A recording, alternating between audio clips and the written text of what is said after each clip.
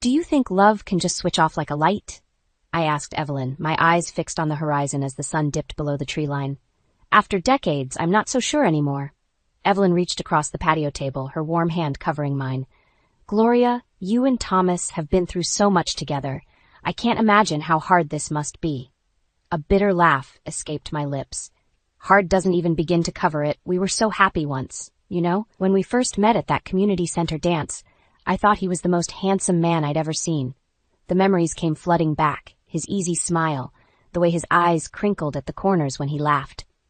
We danced that night until our feet ached, caught up in the giddy rush of new love.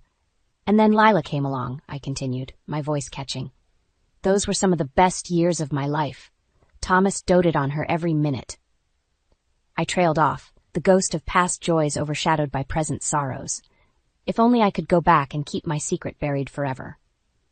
The front door banged open, and my beautiful granddaughter Sarah came barreling out, pigtails flying. Grandma. Mommy said I could sleep over tonight if it's okay? Mustering a smile, I swept the 7-year-old into my arms. Of course it is, sweetheart. We'll make pancakes for breakfast, your favorite. As if on cue, Lila appeared, her expression apologetic. I'm sorry. Mom, I should have called first. If it's a bad time. Don't be silly, I cut her off, my heart aching at the strain between us. You two are always welcome here. Lila's eyes slid past me to the empty driveway. I knew she was looking for her father's car, that flicker of hope he might deign to join us this time. Squeezing her shoulder, I said, Why don't you girls get settled? I'll bring in some lemonade. Once inside, I leaned against the kitchen counter, the cheerful yellow walls seeming to mock me. This house, our home for 35 years, had become a mausoleum, entombing the love Thomas and I once shared. The creak of the back door broke my reverie, and there he stood, my husband, his face etched in hard lines. Lila's here? He grunted, not meeting my eyes. With Sarah, yes. I hesitated before adding, They're staying the night. Thomas gave a curt nod and brushed past me, his shoulder bumping mine in the narrow space. As he disappeared down the hall, I heard his mother's reedy voice from the living room. Is that my son? Thomas, come in here. Irene. Of course she would be here, like a carrion bird circling the remains of our family. I could already picture the disdainful curl of her lip as she looked me over. In her eyes, I would never be good enough for her precious boy. Squaring my shoulders, I followed the sound of their voices, determined to make an evening of this. Strained as it might be. If I had to cling to the tattered remnants of what we once had, so be it. For Lila's sake and sweet Sarah's, I would do whatever it took to keep this family whole. Dinner that night was a tense affair, the clink of silverware on plates punctuated by long, awkward silences. Irene kept shooting me pointed looks from across the table, her pale eyes glittering with disdain. More potatoes, Sarah, dear? I asked, forcing cheer into my voice as I scooped another helping onto the little girl's plate. She nodded, oblivious to the tension crackling in the air. Thomas remained stonily silent, pushing the food around his plate without eating. Lila kept glancing between her father and me, brow furrowed. I could see the desperate hope in her eyes, that this might be the night he finally broke through his icy demeanor. As I cleared the dishes, Irene's reedy voice cut through the quiet. Such a shame you couldn't be a proper wife and give my son children of his own blood. The plate slipped from my hands, clattering to the floor. Lila gasped, and even Thomas looked up sharply. Mother, that's enough, he growled, but there was no real conviction behind the words. Irene's lips curved into a thin smile. I'm only speaking the truth, Thomas. You know as well as I that this girl has never been worthy of you. White-hot shame burned my cheeks, and I bent to retrieve the plate, unable to meet anyone's eyes. Of course she would bring up my deepest regret, the secret that had shattered the life I thought I knew. When I straightened, Lila was already on her feet, Sarah clutching her hand. We're leaving, she said flatly, her voice shaking with barely contained anger. I won't let you keep treating my mother this way. Lila, please, I began, not wanting this night to end in a bitter argument.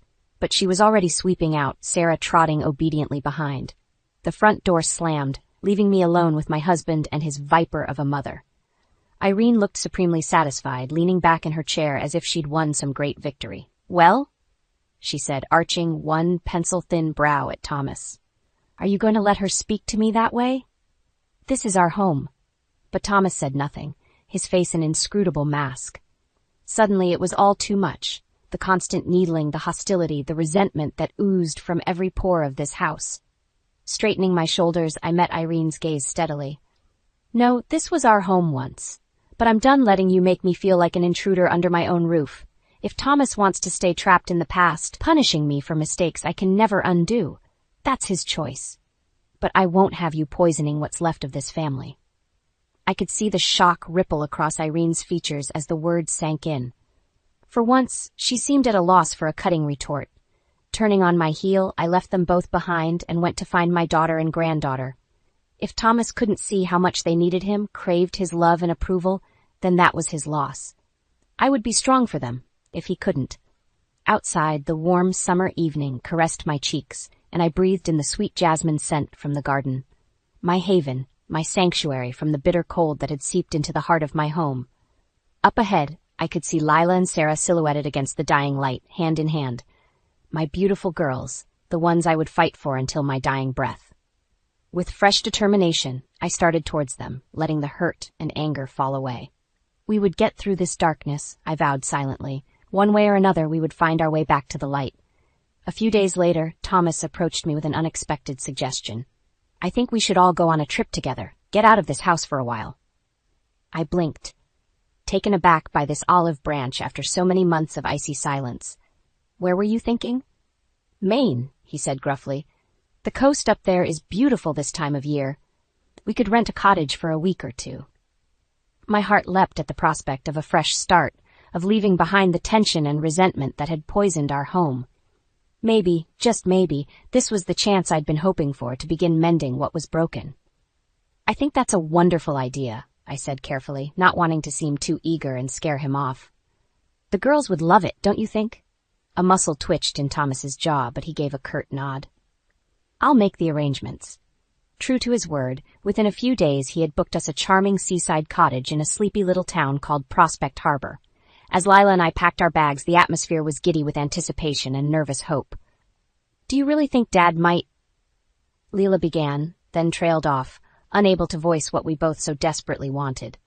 Squeezing her hand, I smiled. I have a good feeling about this trip, sweetheart. Your father and I, we've been through so much together. Maybe this is exactly what we need to find our way back. Sarah was practically vibrating with excitement as we loaded up the car, chattering nonstop about swimming in the ocean and hunting for seashells. Even Irene looked slightly less dour than usual, though she kept shooting me sidelong glances, as if waiting for me to slip up. The drive up the coast was beautiful, winding roads fringed with blazing autumn foliage. At one point, Sarah fell asleep with her head in my lap, and I stroked her silky hair, feeling a sense of peace I hadn't known in years. When we arrived at the cottage, it was even more picturesque than the photos, a cozy little bungalow nestled among windswept pines with a private path leading down to the rocky beach. As we trooped inside, suitcases in hand, I caught Thomas's eye and smiled tentatively. He looked away, but not before I glimpsed something soften in his expression. That first evening, we took Sarah down to the shoreline to watch the sunset. She shrieked with delight, dancing among the waves as they lapped at her bare feet. Thomas hung back, hands shoved in his pockets, but I noticed him watching her with an unmistakable fondness. When she grew tired, I scooped the little girl into my arms, her damp hair tickling my cheek. As I turned to head back up the path, Thomas fell into step beside me. She's a special kid, he murmured gruffly. My breath caught in my throat at this tiny olive branch. She is, I agreed. We're so blessed to have her. For a moment we walked together in silence, the rhythm of the crashing waves all around us. Then Thomas cleared his throat. I know I've been distant these past few years. I'm trying, Gloria. I really am. Tears pricked my eyes as a fragile blossom of hope unfurled in my chest. Maybe, just maybe, we could find our way back from the brink. As we reached the cottage, I looked up at the diamond-bright stars dusting the night sky and sent up a silent prayer. Please, let this trip be the start of something new for our family. After so much heartache, we deserved a second chance. Those first few days in Maine were like a dream. Thomas seemed to slowly emerge from the shell he'd built around himself, laughing and joking with Sarah in a way I hadn't seen in years. My heart swelled watching them chase each other along the beach, her delighted shrieks mingling with the cry of the gulls overhead. Even Irene appeared less frosty, her perpetual scowl softening as she observed her son's newfound warmth. I caught her watching him with an inscrutable expression, as if seeing him through new eyes. As for me, I basked in this fragile peace, hardly daring to breathe too loudly for fear of shattering the spell. I knew better than to bring up the past or push too hard. This family outing was a olive branch, a chance to rebuild what we had once so cherished. One evening, as the setting sun stained the sky in streaks of violet and gold, Thomas surprised us all by suggesting a trip to a secluded beach he knew about a few miles up the coast. "Just us four," he said gruffly, his gaze landing on Sarah. "A family adventure." Sarah squealed in delight, and even Lila looked cautiously hopeful. I met Thomas's eyes and nodded, a lump rising in my throat. "That sounds wonderful." The next morning, we set out bright and early, packing a picnic basket with sandwiches and lemonade.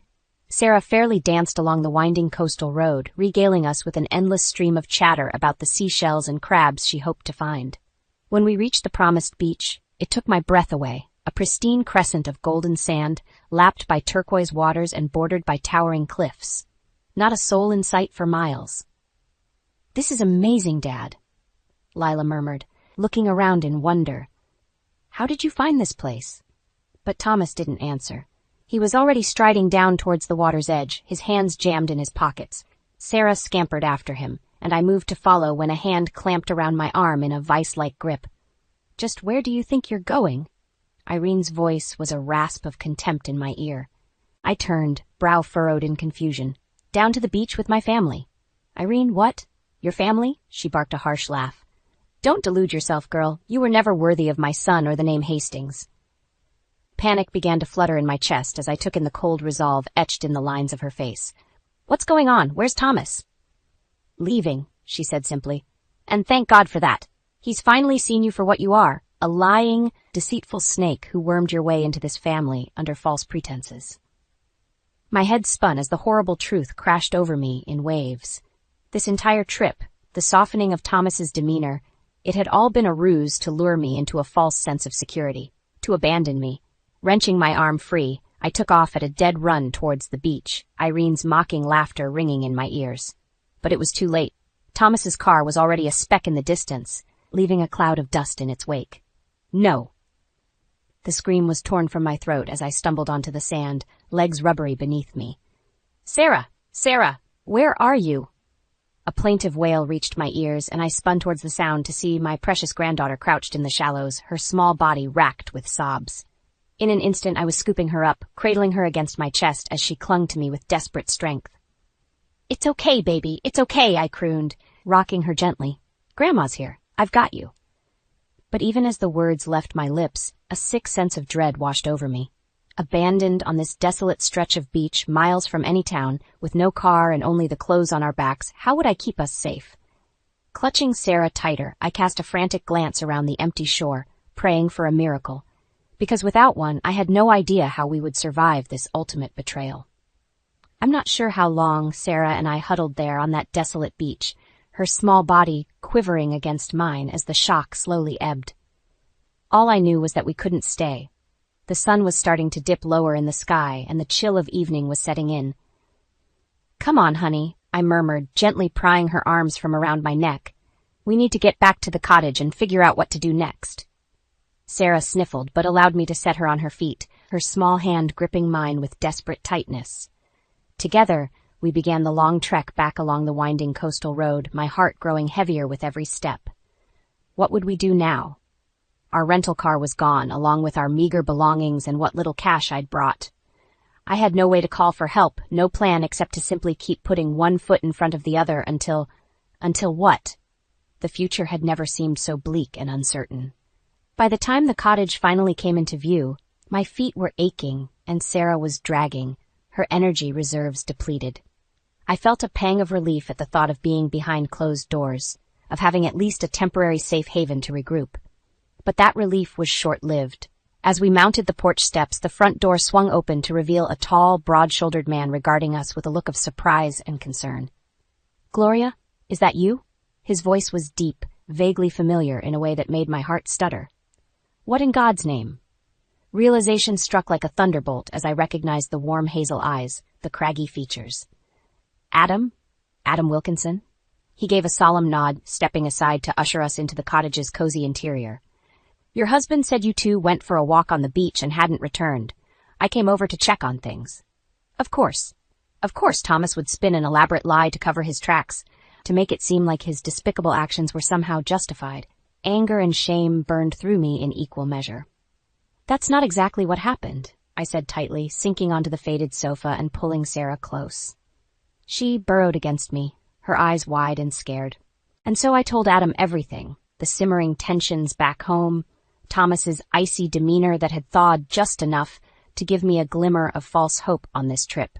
How he had lured us to that remote beach and then callously abandoned us with his venomous mother's aid. As I spoke, Adam's expression grew progressively darker, his jaw tightening with barely suppressed fury. We had been close friends since childhood, he and Thomas and I, united by the bond of having grown up in the same tight-knit community. I knew the level of betrayal he must be feeling cut every bit as deep for him as it did for me. When I finally fell silent, Adam dragged a hand down his weathered face, exhaling a long breath. Gloria, I'm so sorry. What that bastard did. He shook his head, trailing off as words seemed to fail him. Reaching out, he gripped my shoulder, his touch warm and grounding. You're not alone in this, you hear me? I'm with you every step of the way from here on out. We'll make him pay for what he's done, but on our terms. He doesn't get to just discard you like garbage and slink away. A profound sense of relief washed over me at his vehement words, at the realization that I had an ally, someone in my corner who could help me navigate the turmoil ahead. Squeezing his hand, I met Adam's gaze steadily. Thank you, I said simply. You've always been a true friend. He held my eyes for a long moment before giving a curt nod. Then let's get to work, shall we? Time to make that snake regret the day he ever crossed the Hastings women. True to his word, Adam wasted no time in setting his plan for justice into motion. Within days, the story of Thomas's despicable abandonment had spread like wildfire through our small community, drawing gasps of shock and outrage. At first, Thomas tried to downplay it, spinning lies about me being the one who had instigated our separation.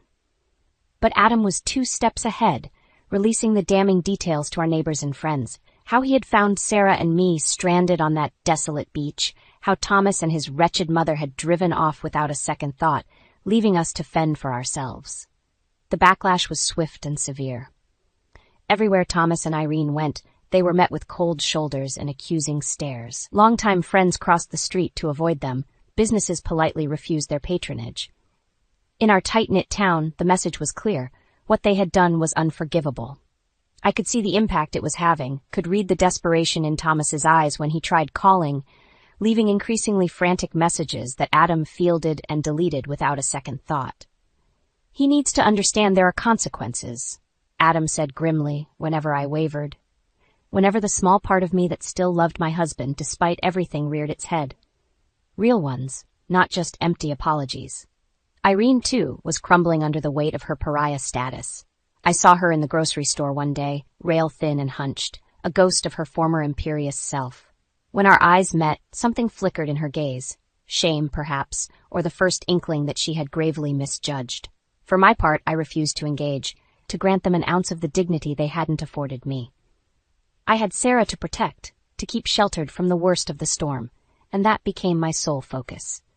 With Adam's help, we settled into a new temporary home, a cozy little rental far from the prying eyes and whispers. It was there, one crisp autumn evening, that Thomas finally showed up unannounced on the doorstep, his eyes wild and face haggard. Adam had gone out for supplies, and it was just Sarah and me having a quiet dinner when the pounding began. Gloria, his voice muffled through the door. Gloria, please, you have to let me explain. Part of me, the weak, sentimental part, wanted nothing more than to fling open that door and hear him out. But the stronger part, the one Adam had helped cultivate, won out. Wrapping a protective arm around Sarah, I stayed silent and unmoving until the pounding ceased and Thomas's footsteps retreated into the night. The next day, Adam grimly informed me that Thomas had tried to approach him in town to plead his case. I could only imagine how that encounter had gone. Adam was nothing if not loyal to the end. He says he wants to talk, Adam said heavily, scrubbing a hand over his craggy face. To explain himself, bury the hatchet. I felt Sarah's small hand slip into mine and gave it a reassuring squeeze. And what did you tell him? Adam's jaw tightened. That he'll get that chance. When you're good and ready to hear it, not before. This is your show, Gloria. He betrayed you in the worst way. He'll have to take his licks until you say otherwise. Gripping my friend's calloused hand, I met his gaze steadily and nodded. Then I'm not ready. Not yet. The truth was, despite the hurt and anger still simmering in my heart, I knew an emotional confrontation with Thomas was inevitable. If I wanted true closure, true freedom from the tangled web of lies and deception, I would need to lay everything bare once and for all. But that day would come on my terms, when I felt strong enough to stare down the ghosts of my past without flinching. Thomas could wait, could sit with the consequences he had wrought, because this time I was the one holding all the cards. And I had no intention of folding until he understood exactly what he had so carelessly thrown away. The weeks dragged by in a haze of tension and unresolved hurt. Thomas's efforts to reach me grew more desperate, his messages and sporadic visits taking on a pleading, almost frantic tone. You have to let me explain, Gloria, he rasped the last time Adam turned him away, his voice muffled through the door I refused to open. What I did, there were reasons. You don't understand. But I understood all too well. I understood the cruel arrogance that had allowed him to abandon his own flesh and blood on that desolate beach. The misplaced pride that blinded him to how his actions had shattered our family into shards. When Adam relayed Thomas's words to me later, mouth set in a grim line, I felt only a weary resignation settle over me. Enough was enough. It was time to lance this festering wound once and for all. Set up a meeting, I told him quietly. You, me, Thomas, the whole wretched bunch. I'm done dancing around this. He wants to explain himself, fine, but he's going to hear the unvarnished truth this time. 3 days later, we gathered in the living room of Adam's home, myself, Sarah, Lila, Thomas, and Irene. The atmosphere was thick with tension, weighted down by the hurts and deceptions that still hung between us like a noxious cloud. I watched impassively as Thomas shifted in his seat, his eyes darting between our stony faces. Even Irene looked shrunken, cowed, a shadow of her former domineering self. It was Adam who finally broke the silence, leaning forward with his elbows on his knees. Well, you wanted this meeting, Thomas, so talk. Let's hear why you thought it was acceptable to abandon your wife and grandchild to die. A muscle ticked in Thomas's jaw as he opened his mouth, then seemed to think better of whatever he'd planned to say. Finally, he lifted his gaze to mine, and the naked anguish in his eyes hit me like a physical blow. I didn't know what else to do. He said hoarsely, After Lila, after I realized you'd lied to me all those years about her paternity, I lost it, Gloria. I felt like a fool, like our entire life had been a sham. White-hot shame lanced through me as I was transported back to those dark days after my youthful indiscretion, the agonizing decision to hide the truth. I knew the pain I had caused, the betrayal of trust. But even that did not excuse what Thomas had done. So you decided to punish me? I bit out, feeling Sarah tense beside me. To take revenge by abandoning us to God knows what fate? You're right. I made mistakes, horrible ones. But you made a choice too, Thomas. You chose to throw away everything we had, our entire family, because your pride was too enormous to see past your own hurt. The words hung in the air, harsh and accusing. Thomas flinched as if I'd struck him, his mouth working soundlessly. Suddenly, Irene was on her feet, her withered hands clenched into claws. Don't you dare speak to my son that way, you ungrateful little... Mother, stop! Thomas's voice cracked like a whip, and Irene fell silent, stunned. Dragging a shaky hand through his thinning hair, he met my gaze again, his eyes bright with unshed tears. You're right, Gloria. You're absolutely right. I have no excuse, no justification for what I did. I was a coward, plain and simple. I saw an opportunity to hurt you the way you'd hurt me, and I took it without a second thought. His shoulders slumped, and I realized with a start that this was the most unguarded, the most vulnerable I had seen my husband in longer than I could remember. I need you to know, he continued roughly, that it haunts me, every single day, what I did on that beach. If anything had happened to you or Sarah... He broke off, swallowing hard. I'll regret it until the day I die.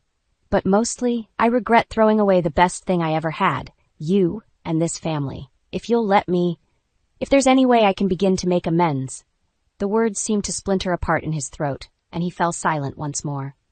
Around the room I could feel the weight of that profound silence, of 3 decades worth of history and love and hurt, all culminating in this moment. Rising to my feet, I moved to stand before my husband, searching his haggard features for any trace of the man I had once so adored. What I saw there gave me pause. The naked shame, the rawness of his remorse. This was my chance, I realized, to reclaim my life and my dignity, to sever the chains that had bound me to this man's pride and anger for far too long. Meeting Thomas's eyes squarely, I felt a sense of calm settle over me, a profound and unshakable strength.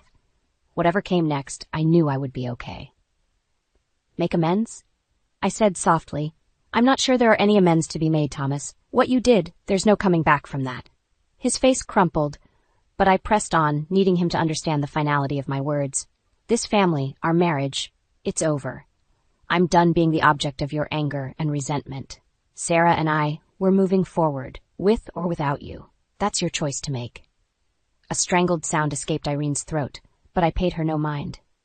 This was between Thomas and me, a closing of one chapter and the start of another. I forgave you for your mistakes a long time ago, I told him, gentling my voice. It's time you did the same for me. Let us go, Thomas. It's the only way to find peace. For an endless, suspended moment, he could only gaze at me, eyes overbright. Then, finally, he gave a jerky nod, and I knew he had heard me, truly heard me for the first time in years. As I turned away, I felt it, the leaden weight of our past falling from my shoulders, the first glimmering rays of hope for a new future, a life not defined by the sins of others, but by my own strength and resilience. It was time to break the cycle, once and for all. And I knew, without a shadow of a doubt, that I finally had the courage to do it.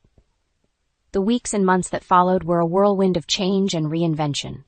With Adam's help, Sarah and I settled into a cozy little rental home on the outskirts of town. A fresh start, free from the toxic energy of my marriage. At first, it was an adjustment. So many years of walking on eggshells around Thomas and his mother had left their mark. But slowly, day by day, I began to rediscover the woman I had once been, before the weight of guilt and resentment dragged me down. Sarah was my anchor through it all, her bright smiles and boundless affection a balm to my wounded soul. I doted on her shamelessly, determined to create the loving, stable environment she deserved. Lila, too, was a frequent presence in our new lives. While she struggled with her father's actions, she never wavered in her support of me. We grew closer than ever, bonding over our shared heartache and hopes for the future. As for Thomas and Irene, I kept my distance. I knew there would be fallout from my refusal to reconcile, to grant them absolution for the sins of the past. But I had made my choice, and I stood by it. It wasn't easy. Word filtered back to me of Thomas's increasingly erratic behavior, his desperate attempts to plead his case with anyone who would listen. Irene withdrew into bitter isolation, her few remaining friends abandoning her in the wake of her cruelty. A small, vindictive part of me felt a pang of satisfaction at their suffering. But the stronger part, the part I was still nurturing after its long dormancy, felt only pity. They had brought this upon themselves through their pride and callousness. All I could do was forge ahead on my new path. It was Sarah, in her typical fashion, who showed me the way forward most clearly. One crisp autumn evening, she came home from school practically vibrating with excitement. "Grandma, the school is having a talent show next week, and I want to sing. Will you help me practice?" My heart swelled at the very thought. Ever since she was a tiny thing, Sarah had possessed an angelic voice that never failed to stop me in my tracks. Gathering her into a fierce hug, I pressed a kiss to her brow. "Of course I will, my darling. What song did you have in mind?" In the days that followed, we spent every spare moment going over Sarah's chosen piece, a soaring, powerful ballad about love and resilience. I coached her gently, marveling at the depth of emotion she could convey at such a tender age. Finally, the night of the talent show arrived. Lila and I secured front row seats, our faces shining with pride as Sarah took the stage. When she opened her mouth and that pure, sweet voice rang out, I felt the world itself still around us. The lyrics she sang spoke of emerging from darkness into light, of finding strength in the face of heartbreak and loss. But it was the way she looked at me as she performed, her eyes shining with that innocent, unconditional love that truly undid me. By the end, there wasn't a dry eye in the auditorium. Lila and I were on our feet, cheering and applauding until our hands were numb. Because in that moment, everything became startlingly clear. This love, this bond that could never be broken, was what truly mattered. Not the pettiness of wounded pride or the sins of the past, just the resolute knowledge that we would be okay, Sarah and Lila and I, navigating the world together as a team. When Sarah came bounding off the stage and into my arms, I clutched her fiercely, planting kisses on her beaming face. "My precious girl," I whispered, my voice thick with emotion. "That was beautiful. You are my light, my everything." And for the first time in longer than I could remember, I felt it fully, that profound sense of peace and certainty, of knowing that I had at last found my way home.